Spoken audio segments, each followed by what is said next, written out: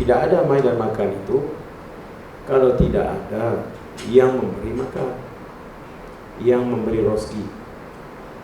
Maka rezeki ini dihubungkan dengan Ar-Rahman. Bila kita baca Bismillah dengan nama Allah, nama bagi zat yang wajib wujud, Allah. Setelah disebutkan nama Allah yang sebenar-benar ada, mendepani segala yang ada ini. Kita ada, yang lain semua ada. Tapi ada kita ini, ada yang diadakan, bukan ada sebenar-benar. Ada sebenar-benar, ada hanya satu. Apa mana pula ada sebenar-benar ada? Ini ada yang dikatakan dalam kitab i'tiqad itu, ada yang kita kata ada yang wajib wujud. Mana ada sesuatu yang ada tiada dikarenakan dengan satu kerana. Kita ada kerana dicipta. Jadi kalau kita ada kerana dicipta, ada juga lah, tapi bukan sebenar-benar ada. Mana sebenar-benar ada ini, ada yang mutlak, ada yang tidak kerana satu yang lain. Mana bukan ada dia itu dengan sebab dia dicipta. Itu hanya Tuhan saja. Jadi ada yang macam itu hanya Tuhan saja. Kita ada juga, tapi ada bukan sebenar-benar ada. Ada dengan mana ada masa kita tiada, ada masa kita ada. Lepas satu ketika nanti tiada pula. Sebelum tarikh lahir kita, tak ada tarikh lahir, tak ada. Ada tarikh lahir. Lepas tarikh mati pula. Ya, lepas mati, tak ada. Jadi ada macam itulah. Jadi ada yang macam itu, mana bukan dibilang, bukan dihitung kira. Boleh kita nak hisap hitung kira. Ada yang sebenar-benar ada. Ada yang sebenar-benar ada ini, ada selama-lamanya. Ada yang mana ada yang sebenar-benar itu, ada yang qidam, ada yang baqa, ada yang mukhalafatuhu ta'ala lil hawadith, ada yang qiyamuhu ta'ala bin nafsi, ada yang wahdaniyah. Ada yang sebenar-benar ada macam itu, itu dia panggil ada sebenar-benar adalah. Ada kita ini, ada yang hudud, ada permulaan. Ada kita ini, ada yang fana, ada yang binasa. Ada kita ini, ada yang mumasalah, ada yang bersamaan. Ada kita ini, ada yang qiyamuhu bi ghairi, ada yang berdiri dengan yang lainnya, ada dengan sebab diadakan oleh yang lainnya. Kita bukan ada qiyamuhu ta'ala bi nafsi, kita ada kita ini qiyamuhu bi ghairi. Ya, ada kita itu. Dan ada kita itu bukan satu, bahkan lebih daripada satu. Ya, mana satu waktu kita kecil, satu yang lain. Umur kita meningkat, yang lain pula. Nanti tua lain pula. Nah, ada yang berubah-ubah. Hanya yang sebenar-benar ada bila kita kata ada yang wujud yang qidam, baqa, mukhalafatu ta'ala lil hawadithi, qiyam ta'ala bi nafsi wahdaniyah. Ada itu dikatakan ada yang sebenar-benar ada. Lain pada itu ada, tapi bukan sebenar-benar. Apa maksud bukan sebenar? Mana ada masa ada masa tiada. Mana ada boleh tiada. Mana dipanggil ada jaizal wujud, harus ada. Bila kita harus, boleh ada, boleh tiada. Jadi tidak sebenar-benar ada. Ada bukan mutlak ada. Bukan ada yang mutlak, ada yang majaz. Jadi ada kita ini, ada yang sentiasa bergantung dengan dia. Jadi ada kita ini, setiap saat itu ada yang fakir, bukan ada yang istighna, bukan ada yang ghani. Ada yang iftiqar, karena berkehendak kepada dia. Dia ada yang istighna, ada yang kaya daripada tiap-tiap satu barang yang lain. Barang yang lain berkehendak pada dia. Jadi ada hubungan, ada dia dengan ada kita ini. Hubungannya rapat, bukan hubungan yang jauh, rapat. Maknanya rapat sangat itu mana setiap nafas keluar masuk itu semua dalam pentadbiran. Setiap saat itu, detik itu dikira. Sampai sejak waktunya nafas itu.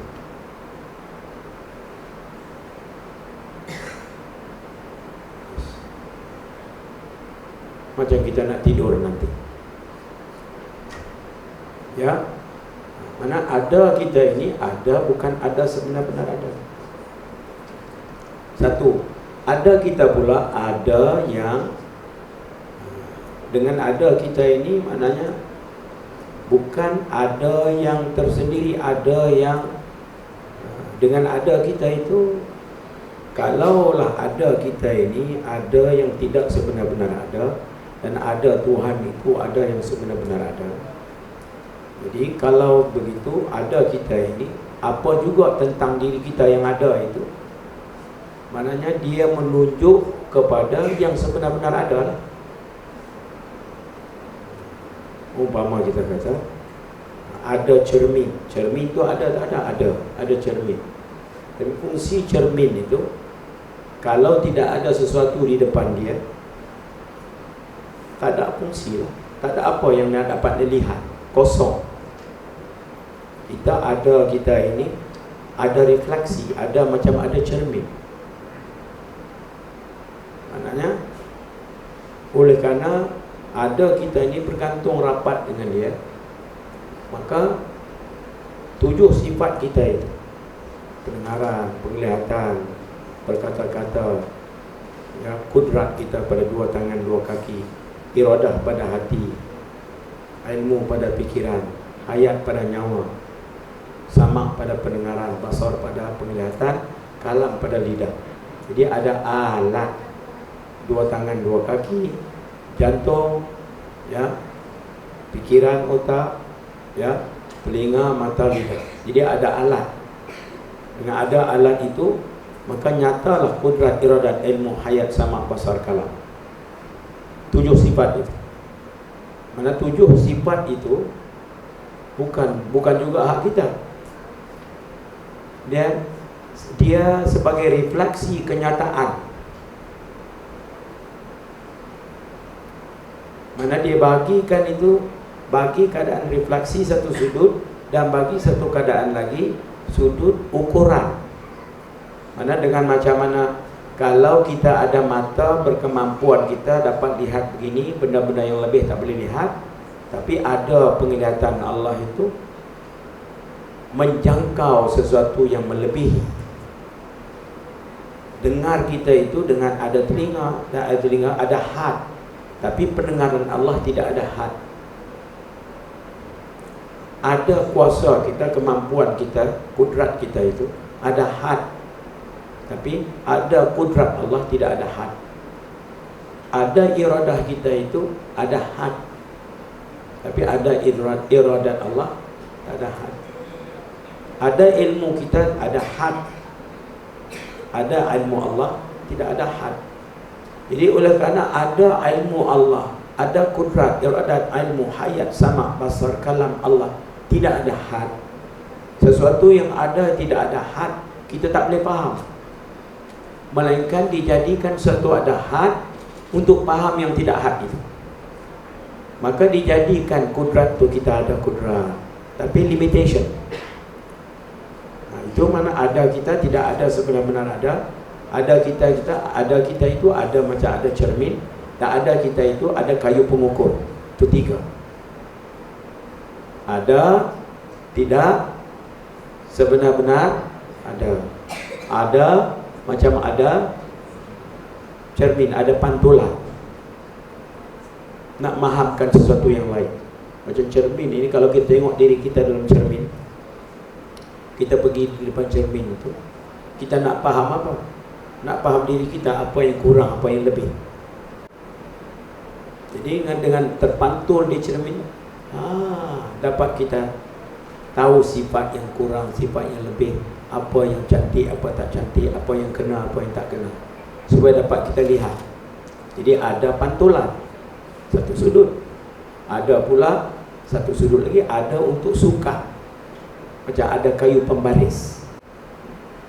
Kayu pembaris ni alat sukatan. Ada kudrat kita limitation, ada had. Dengan ada had itu dapatlah kita faham sesuatu yang ada tidak ada had. Kalau tak ada langsung, kita nak faham bagaimana? Macam kita cerita, engkau bisa kan lihat buah ajaib. Dalam kepala otak kita, dalam fikiran kita tak ada satu tempat yang kita nak ambil satu contoh. Jadi blank, sebab tak ada model. Kita faham sesuatu mesti ada model.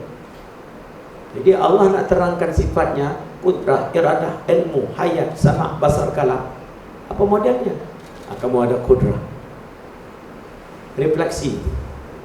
Oh, kamu ada iradah. Kudrah kamu dengan dua tangan, dua kaki. Iradah kamu dengan hati kamu, kehendak jantung kamu. Ilmu kamu dengan pikiran. Hayat kamu dengan bernapas. Sama kamu dengan ada telinga. Pendengaran kamu dengan telinga. Penglihatan kamu dengan mata. Percakapan kamu dengan lidah. Jadi kita ada semua alat. Kita ada kudrat, iradat, ilmu, hayat, sama', basar, kalam. Dihubungkan 7 sifat itu dengan sifat, dengan alat-alat. Ada benda. Jadi dapat kita faham, semacam mana aku ada kemampuan, kekuatan, kudrat, kuasa, begitulah Tuhan ada kudrat. Tapi kudrat, macam mana kudrat Tuhan itu tidak ada had. Kudrat aku ada had. Jadi bila kita ada sesuatu, bila Allah menerangkan dia juga ada, dibagikan kepada kita ada yang had, dapatlah kita buat rojokan. Oh, semacam mana aku milik rumah ini, aku milik kereta itu, aku yang pemilik motor itu. Begitulah Allah juga mempunyai sifat milik. Dapat kita fahamlah. Tapi kalau kita tidak ada sifat milik, kita nak faham bagaimana? Kalau ada sifat milik, tak faham. Kita faham apa juga dengan sebab kita ada benda itu. Macam contoh tadi kita kata buah ajaib. Kalau kita tahu, boleh kita tahu, sebab ada contoh. Tapi kalau tak ada langsung, buahnya macam buah manggis. Bila sebut macam buah manggis, sebab kita sudah ada model buah manggis itu, kita boleh rojok. Dah faham. Tapi kalau tidak ada rojokan, boleh kita faham? Tak boleh. Jadi ada semua yang ada ini untuk faham sesuatu yang ada yang lebih besar, yang lebih hebat, yang lebih maha kaya, yang lebih. Maka diadakan yang kurang ini supaya yang lebih sempurna itu dapat difaham. Bila yang lebih sempurna itu dapat difaham, maka bolehlah kita buat berhubung dengan dia. Sebab tujuan fikir, tahu fikir ini, ilmu ini nak menegakkan, membina perhubungan. Dan perhubungan manusia ini dia memang lebih cenderung, lebih kasih, lebih suka, lebih cenderung, lebih berat sebelah bila dia tahu satu-satu yang lebih hebat, dia nak berhubung dengan benda itu.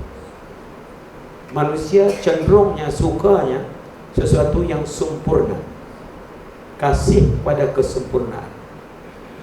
Kalaulah dalam pengetahuannya ada sesuatu yang ada yang maha sempurna, dia mula cenderung, dia nak tahu.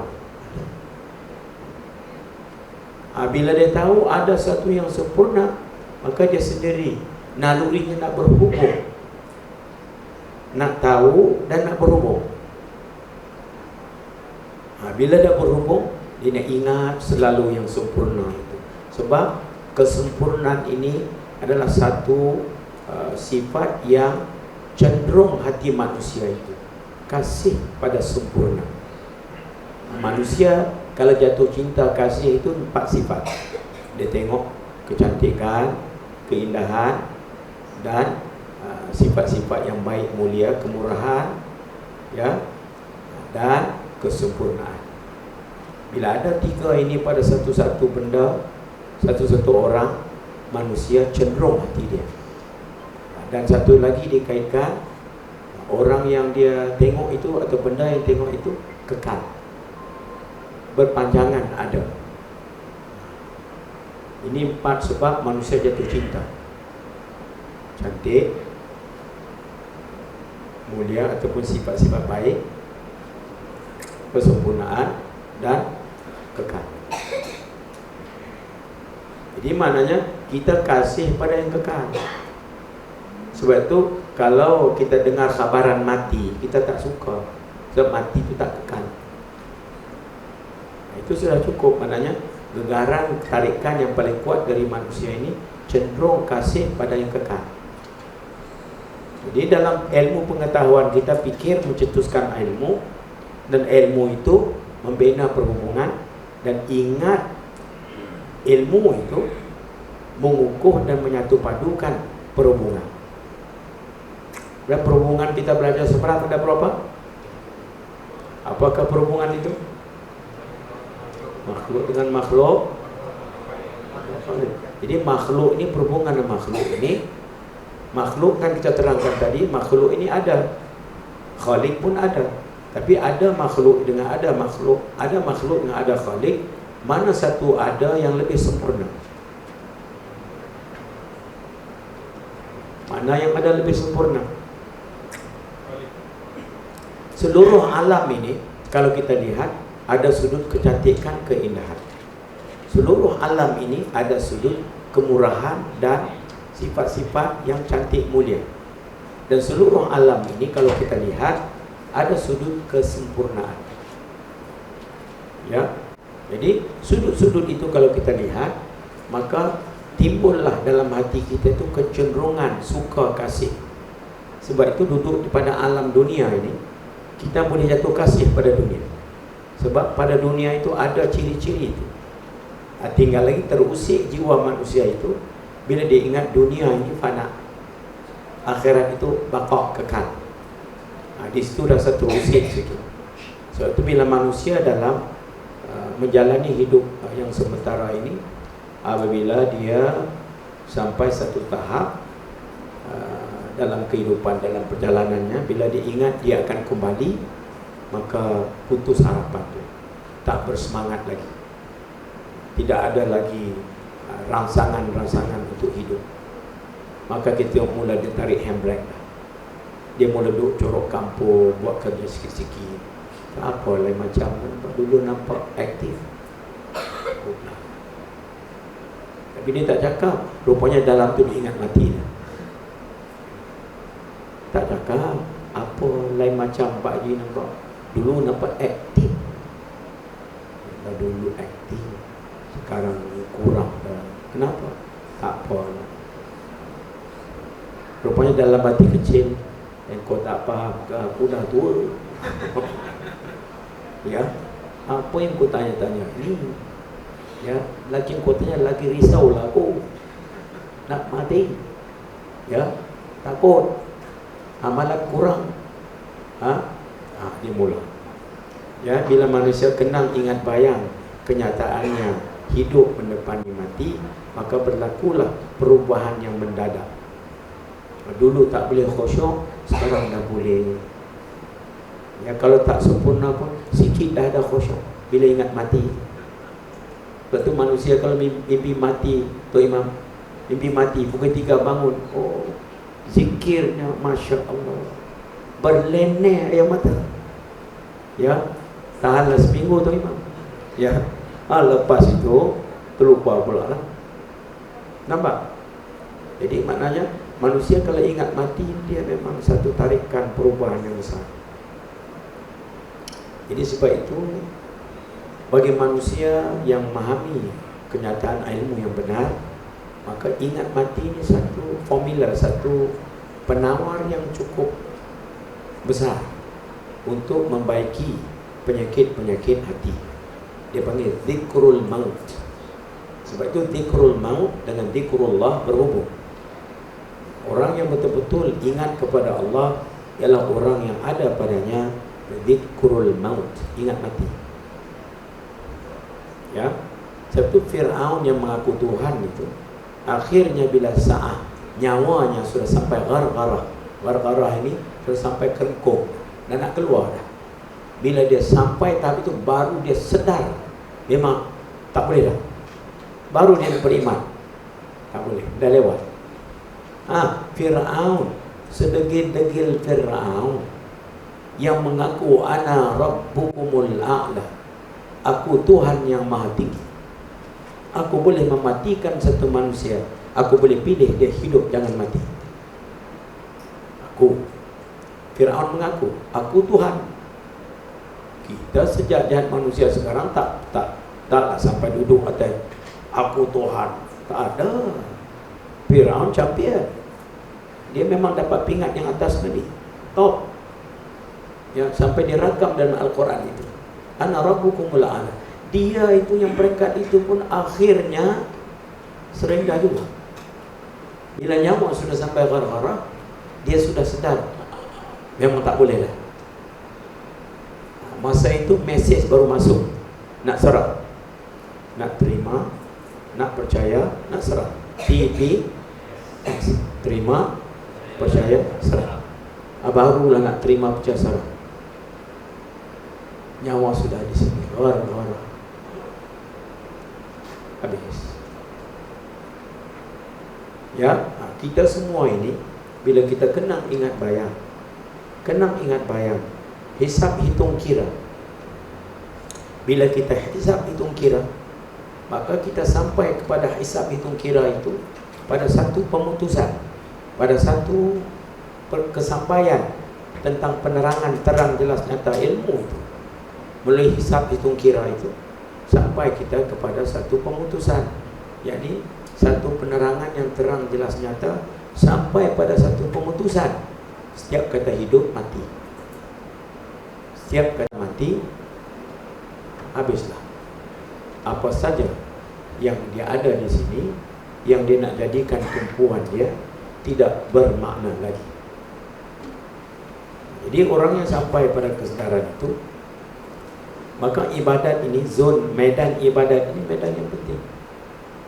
Jadi penting itu maknanya kita kena, bila kita buat ibadat, buat kita itu dengan mutlak. Mana kita kalau qiyam, kalau waktu berdiri itu berdiri sungguh, tak ada ingat nak pergi mana-mana, baru boleh jadi ibadat. Kalau waktu kita berdiri itu ingat nak pergi rokok, ingat nak pergi i'tidal, tak sabar-sabar macam robot pula, macam ekspres pula. Ibadat macam itu boleh, nanti letih lah. Apa yang kita dapat ibadat macam itu ialah letih, itu saja. Bila letih, mula jadi jemu. Bila jemu, jadi malas. Mana hasil kutipan daripada amal pekerjaan ibadat kita, kita mengeluarkan 3 buah. Buah jemu, buah letih, buah jemu, buah malas. Kita nak buat amal macam itu? Kalau tak nak, periksa amal kita betul-betul. Waktu kita berdiri itu, waktu kita ingat ini segar, seolah tak pernah berdiri. Ini kali yang pertama. Setiap kali kita berdiri semayang, mesti kita pasang ini, seolahnya inilah kali pertama aku sembahyang, inilah kali terakhir. Mesti ingat begitu. Ini kali pertama. Kalau betul kita nekat tulen macam itu, sembahyang betul-betul tak? Ini akhir dah. Mesti dia naik hal lah. Karena Tuan Syekh kata berdiri nak sembahyang ni kena ingat, inilah kali pertama, inilah kali akhir. Hal tak naik pun, sebut di mulut pertama dan akhir. Dia pergi sebut pula. Bukan sebut bagus nak peringat itu. Apa halnya? Ilmu mesti ada hal. Dengan hal itulah jadi amal. Kita ilmu ada. Mana hal? Hal yang selaras, selari, secucuk, setimpal dengan ilmu itu. Hal itu mana? Kalau ilmu tidak menghasil, tidak mencetuskan hal, maka tempat hal yang secucuk dengan ilmu itu dah kosong, vakansi itu. Maka disitulah akan masuk hal-hal yang kita tak kendaki. Jadi hal tadi, hal jemu, hal malas dan hal letih akan masuk di situ. Sebab hal tak ada. Sebab itu dalam zon ibadat ini, dalam maidan ibadat ini, penting pada sujud mengalami merasai. Mesti kita masuk ibadat inilah pertama, inilah akhir. Satu. Dan kedua, kita masuk itu dengan ini zon puji dan memuji.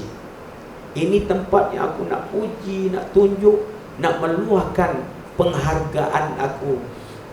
Apa yang aku terima dalam kehidupan daripada pagi sampai sekarang ini, yang aku terima daripada yang mutlak, bukan daripada yang lain lagi.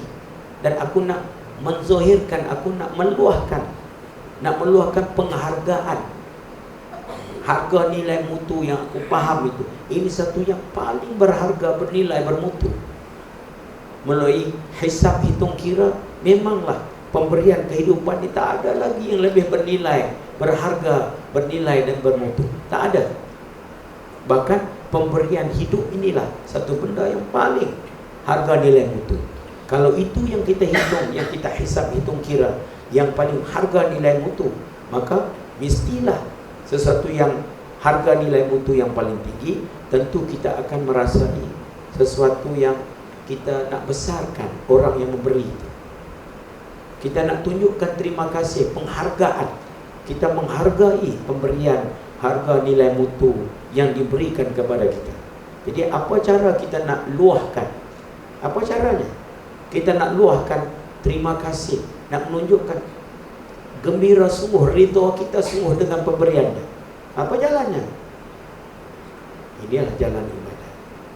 Itu yang dibagi semayang itu. Semayang ni tempat kita. Tapi kalau kita faham itu pada akal, masuk semayang, kita masih duduk, cuma tahu kita itu tidak menimbulkan hal. Itu yang tak jadi-jadi itu.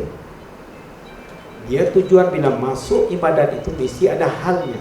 Kita kenang, ingat, bayang pemberian tadi yang luas tadi, sehingga timbul hal itu. Sebab zon ibadat, maidan ibadat ini maidan untuk kita meluahkan, menzohirkan mana penghargaan, menzohirkan, menghargai apa yang kita terima daripada dia. Menzohirkan dengan kita, menzohirkan dengan apa? Dengan qauli kita, dengan qalbi kita, dengan fi'li kita. Tak ada lagi. Mana kalau qalbi, qauli, fi'li itu kita bagi, itu penghargaan yang paling, itu mana luahan penzohiran yang paling kemuncak. Kita bagi pada satu memang layak untuk dibagi. Sebab itu kalau begitu, kita waktu berdiri sungguh, rokok sungguh. Tak ada nak pergi mana-mana dah. Ibadat ini tempat kesampaian. Tempat yang mana kita sampai, inilah tempat kita. Tak ada dah ingatan nak pergi yang lain. Sebab itu masuk ibadat dengan inilah yang pertama kalinya dan inilah yang akhir. Pertama kali dengan makna jangan ingat macam semayang kemarin. Jangan ingat macam semayang tadi, tak ada. Pertama kali macam kita nak makan tadi. Inilah kali pertama kita nak makan. Kita tak ada ingat, oh ni lauk kemarin. Walaupun lauk kemarin, kita lupa akan lauk kemarin itu. Kita bayangkan seolah segar ni. Walaupun makanan itu yang kemarin punya. Ya. Kalau kita nak makan tu, kita suruh pula isteri kita, kau olah-olahkan sikitlah, panas-panaskan percik garam, tahu apa-apa sikit, buat orderan sikit supaya nak nampak segar itu. Ya. berkendakkan kepada tajdid. Pandai pula Pak Haji nak makan nasi lemak yang hampir basi itu, dia jadi tak basi pula. Tapi kalau bab ibadat, lapuk semuanya. Semua lapuk, ibadat lapuk. Ya, bila jadi ibadat lapuk, ini kata bujang lapuk, jadi lapuk. Habislah, dah lapuk. Lapuk ni maknanya memang sifat nafsu ini bila masuk bab ibadat, dia suka melapukkan. Makna melapukkan, dia memburukkan. Dia memang suka sangat nak memburukkan, nak melamakan, dan ibadat itu macam benda yang tidak ada nilai. Memang nafsu kita kasih sangat benar. Tapi kalau benar-benar nampak, itu dia nak gembar-gemburkan. Kalau benar tak nampak, dia tak pergi sokongan. Kita masuk sesi ibadat, sunyi. Tadi kita keluar tadi, macam robot. Masuk. Macam nak tidur dah, separuh dah. Dah dim dah. Tadi jalan di luar kereta ni tengok. Macam tok pendeka betul. Masuk zon ibadat. Macam tu kita bersembah dengan Tuhan. Sepatutnya inilah medannya.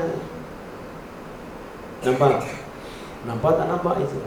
Jadi kita bila masuk zon ibadat ini, zon yang paling penting untuk kita hala tujukan diri kita. Ya, dengan keadaan kita masuk ibadat itu, inilah kali pertama dengan tidak ada rojokan pada ibadat-ibadat yang lepas. Ini sekar, dan inilah yang akhir. Mana tak ada kita pergi mana-mana. Tak ada.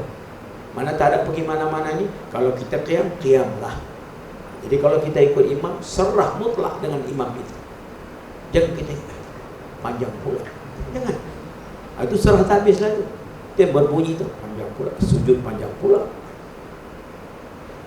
Tak serah lah itu. Engkau ikut imam ke ikut engkau? Dia niat ikut imam 2 rakaat, sebut itu. Penuh mulut ikut tu. Ya. Tapi waktu perlaksanaan nanti ada berbunyi pula. Panjang sangat pula. Nampak? Kalau dia betul ingat ikut imam, ikut habislah. Habis, ikut. Malaikat kalau imam itu lupa ke buat salah, tak apalah. Ini dia memanjangkan rukun yang panjang, tak ada masalah. Bukan dia memanjangkan rukun yang pendek. Sujud tu rukun panjang, rukun pendek untuk imam. Panjang. Tiba dia sujud panjang sangat. Ada komplain pula bunyi di sini. Mana serah kita? Jadi bila kita masuk zona ibadat, masuk semua dengan seperti ini. Ya, dengan tasbih kita membaca subhanallah. Baca doa ruku' Allahumma laka raka'at wa bika amantu wa laka aslamtu khasha'a laka sam'i wa basari wa mukhi wa 'azmi wa 'asabi mastaqallat bi qadamayya lillahi rabbil alamin. Ya, sami'allahu liman hamidah. Berehat di situ. Itu tarawih, itu mana rehat. Ini sebut tarawih. Semayang tak nampak rehat pun stres adalah. Kau ni semain tarawih kan semain stres. Nampak? Niat tarawih, tapi amal jadi stres. Kenapa stres? Express. Jadi express ke stres. Bila ada stres, express teruslah. Cepat nak habiskan. Dia tengok time nak habis. Habis kau nak pergi mana? Ada apa tak tahu. Nak pergi mana? Adakah yang lebih daripada zon ibadat ini? Tak ada. Inilah tempatnya. Tidak ada yang lain lagi. Ya. Maka lantaran itu mestilah kita ingat, kita baca, kita faham, kita ingat apa yang diterangkan oleh Al-Quran, kalam Allah, kalam Rasul, kalam ulama. Yang mana dengan penerangan kalam Allah, kalam Rasul, kalam ulama itu didik bentuk corak bendung hala tuju pikir kita, rasa kita, buat kita, sentiasa dihala tujukan kepada satu pusatan tumpuan yang tetap, yang mana dengan tetap itulah kita jadi tetap. Yakni dihala tujukan pusatan tumpuan kita itu pada yang sebenar-benar ada, mendepani ada yang diadakan oleh yang sebenar-benar ada itu. Segala yang ada ini sepatutnya sudah menjadi satu keadaan yang mudah, senang untuk kita pusatkan tumpuan kepada yang sebenar-benar ada. Tak susah. Maka sembahyang ini daripada awal sampai salam, semuanya itu daripada qauli, qalbi dan fi'linya, semuanya tidak ada lain. Semua itu mutlak, terasnya itu zikir. Dan zikir, teras zikir ini, paksi zikir ini paksi kepujian. Sebab hidup ini kita dilingkungi oleh seluruh alam ini bukan kekejian. Alam ini kita diselubungi keadaan ada kita ataupun kulit kita yang membalut diri kita ini bukan satu yang keji, satu yang puji. Kita dibalut oleh kulit kita semua puji, bukan keji. Maka begitulah Allah balutkan, Allah bungkuskan alam ini bukan puji, keji. Kalau kita pergi di luar tengok di langit, bintangnya, awannya, bulannya, kita puji ke keji? Kalau kita naik ke terbang pula tengok di bawah, puji keji? Mana kita berada di tempat puji atau keji? Kita tengok diri kita, keadaan kita, dua mata, satu hidung, mulut, dua tangan, dua kaki, Masya Allah, berjalan, ada akal, boleh bercakap, boleh mengurus kehidupannya. Allah, puji keji? Mana kehidupan ini puji, bukan keji. Maka sembahyang ini mana kemuncak manusia yang boleh dia puji, kemuncaknya dalam sembahyang. Tak ada lebih daripada itu lagi. Maka sembahyang ini satu gerak diam yang paling tinggi, menyebabkan manusia itu akan jadi kecemerlangan dan kebebasan. Tidak ada satu amalan yang lebih hebat daripada itu lagi. Tidak ada. Tidak ada satu amalan lebih hebat daripada itu. Sebab itu dalam masalah sembahyang ini kita mesti ingat, dalam masalah sembahyang ini bila kita masuk mana, jangan kita ingat pergi mana-mana, bertenang di situ.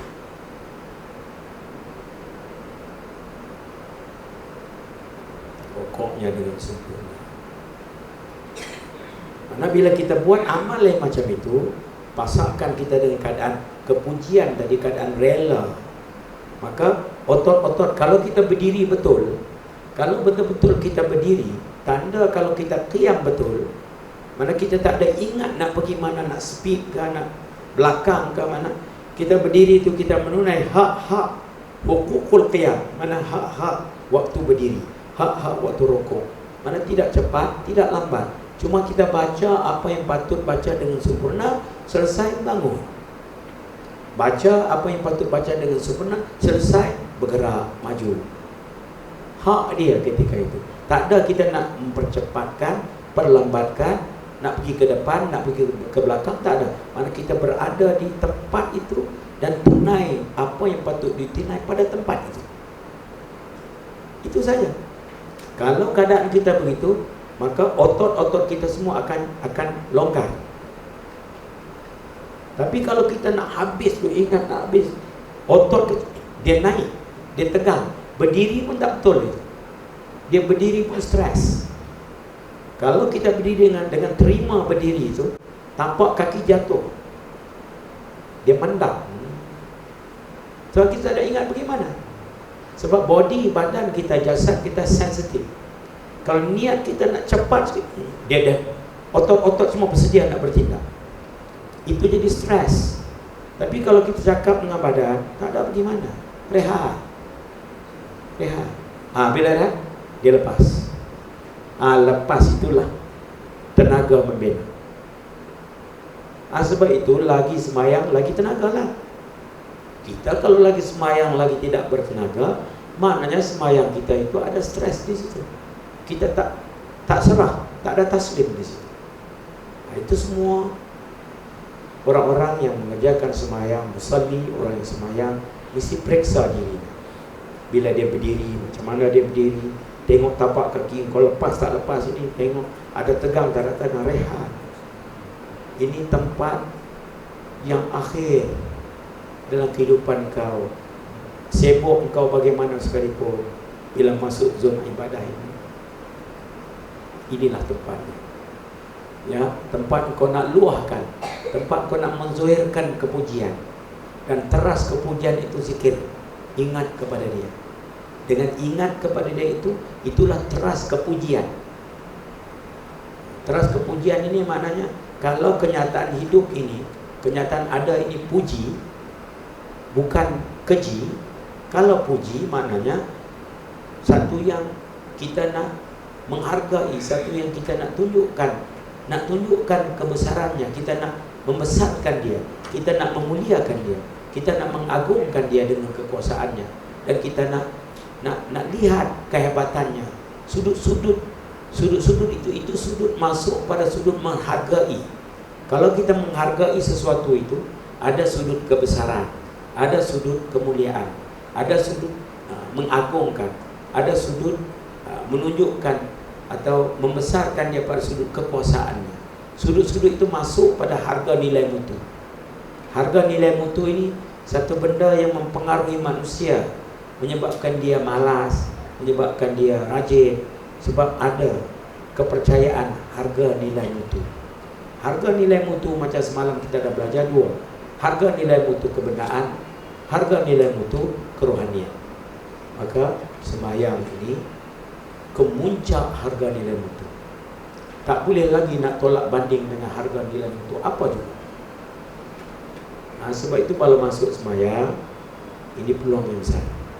Cuma kita nak laksanakan semayang itu dengan perlaksanaan yang tepat. Tak mau kita masuk sembahyang itu macam kemarin, ini segar, macam tak pernah sembahyang. Inilah kali pertama, inilah kali akhir. Kita takbir Allah,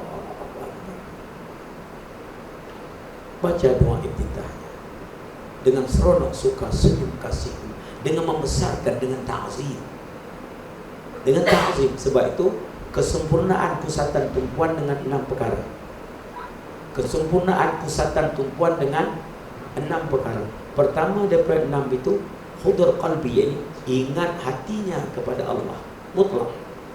Yang keduanya at-tafahum, mana dia faham makna, hadir makna yang kita terangkan ialah dia faham dan dia ingat makna itu. Kita terangkan makna kebesaran semayang ini kemuncak, ini tempat kepujian. Itu makna-makna semayang lah itu. Ingat makna itu. Jangan tak ingat bila kita nak masuk semayang, ingat inilah. Tak ada dah.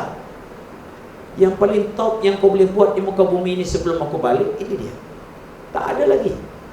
Kalau begitu, buat semualah. Jin. Itu mana sudut al-tafahum. Dan yang ketiga at-ta'zim, membesarkan, mengagungkan, memuliakan Allah Subhanahu wa ta'ala dengan qauli kita, qalbi kita dan fi'li kita. Dan qalbi, qauli, fi'li ini sudah ada dalam amal sembahyang.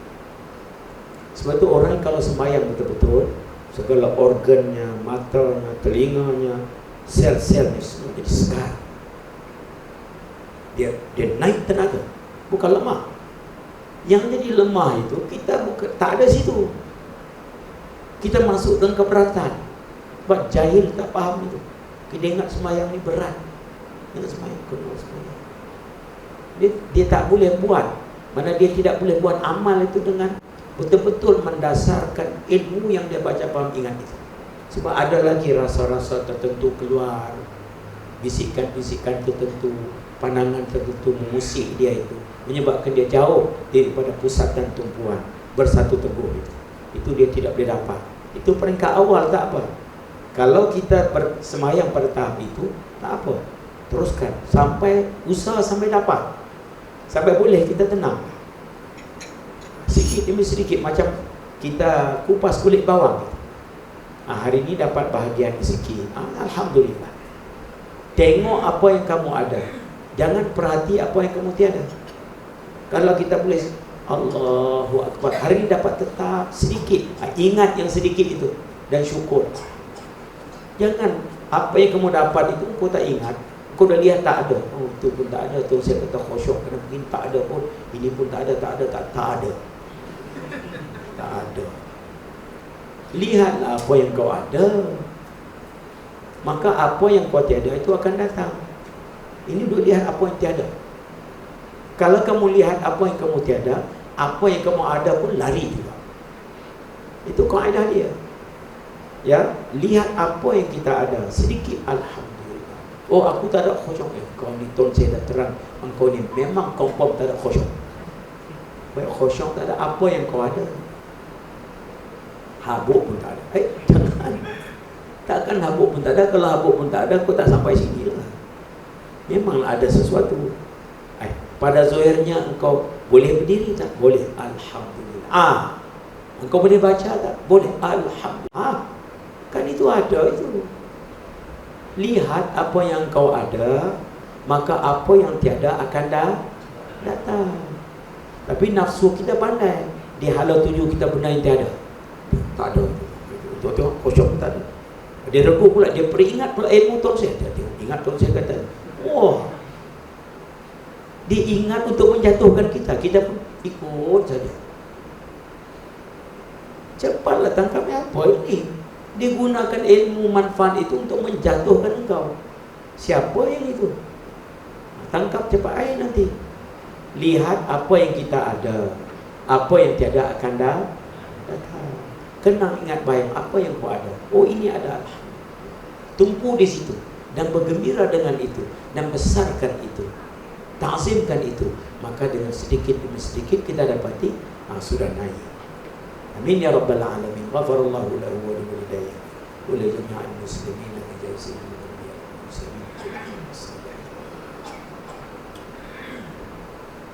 as-salatu was-salamu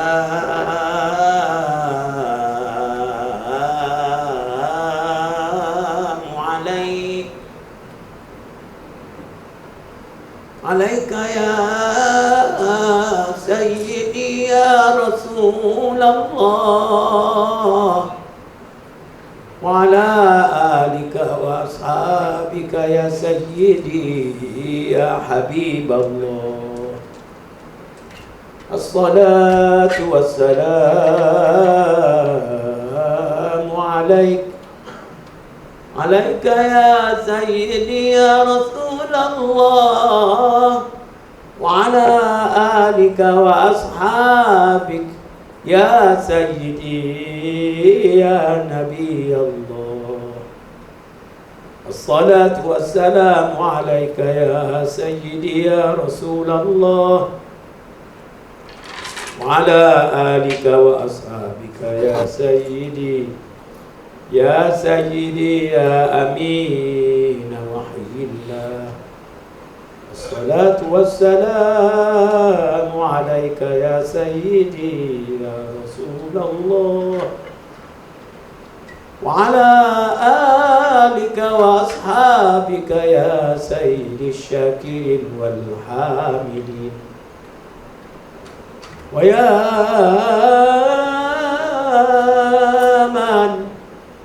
ya man alladhi tan'allu bihil uqad wa tanfariju bihil kurab wa tuqda bihil awaij wa tunalu bihil raghaib wa husnul khawatim wa yustasqal ghamamu biwajhil karim wa ala alihi wa sahbihi fi kulli lamhatin wa nafasin bi'adadi kulli ma'lumin lak ya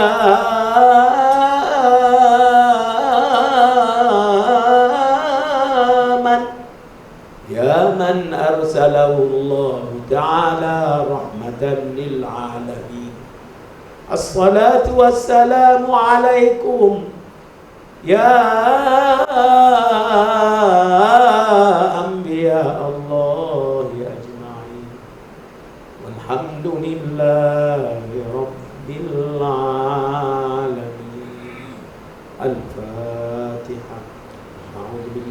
من الشيطان الرجيم.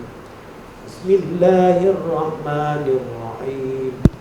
الحمد لله رب العالمين الرحمن الرحيم مالك يوم الدين إياك نعبد وإياك نستعين اهدنا الصراط المستقيم صراط الذين أنعمت عليهم غير المغضوب عليهم ولا الضالين.